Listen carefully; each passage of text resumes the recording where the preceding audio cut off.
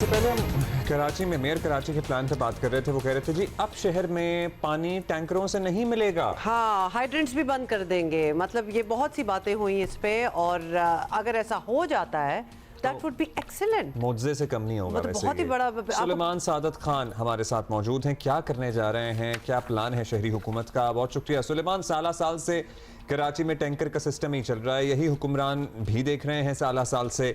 सो अब क्या ऐसी तब्दीली आई है कि सोचा जा रहा है कि ये सिस्टम खत्म होगा और पानी नलकों में थ्रू पाइपलाइन आएगा?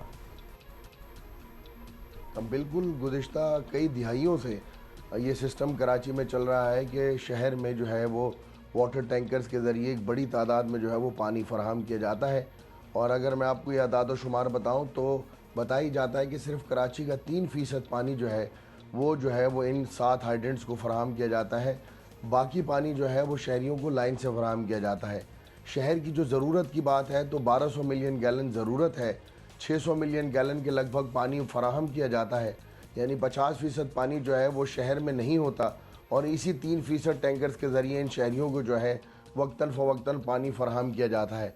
लेकिन कई साल से चलने वाले सिस्टम में अब ऐसा क्या हुआ कि मेयर कराची बैरिस्टर मुर्तज़ा वहाब जागे और उन्होंने ये फ़ैसला किया कि अब जो है मज़ीद टैंकर्स को जो है वो चलने की इजाज़त नहीं दी जाएगी।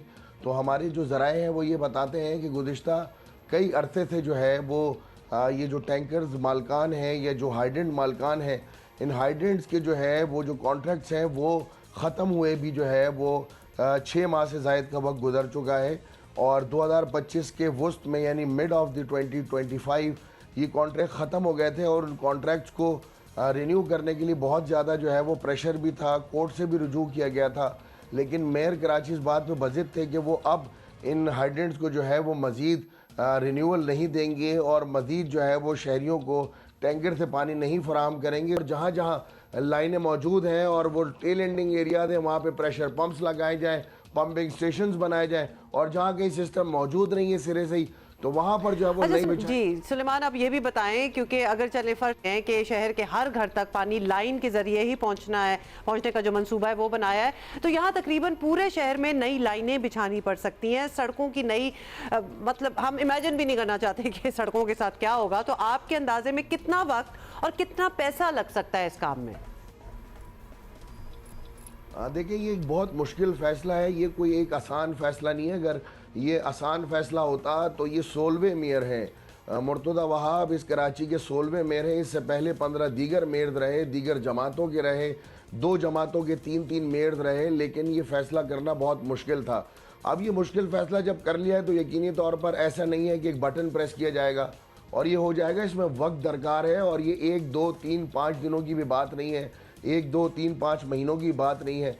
इसमें काफ़ी बड़ा वक्त दरकार होगा। कई सौ अरब रुपए जो है वो इसमें इन्वॉल्व होंगे, कई सौ किलोमीटर तवील ये लाइनें जो है वो बिछाई जाएंगी। लेकिन सूरत हाल ऐसी नहीं है कि लाइनें ही सिरे से मौजूद नहीं हैं। तो लाइनें ज़रूर मौजूद हैं लेकिन उनमें प्रेशर मौजूद नहीं है।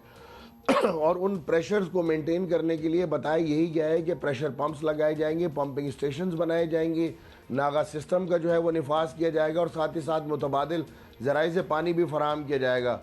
जो इब्तदाई तौर पर ख़बर हमारे पास आई थी तो जियो न्यूज़ ने सबसे पहले ये ख़बर जो है वो कराची के शहरियों के साथ शेयर की कि कराची में जो है वो बिल आखिर वाटर हाइड्रेंट सिस्टम्स और टैंकर से जो है वो शहरियों की जान छुड़ाने का जो है वो मेयर कराची और इंतज़ामिया और सिंध सरकार ने जो है वो फ़ैसला कर लिया है। ऐसा हो जाता है तो क्या ही कमाल होगा। लेकिन एट द सेम टाइम जो 6,000 गैलन का जो पानी का टैंकर है ना वो 5,000 बढ़ के अब 24,000 रुपये में मिलता है।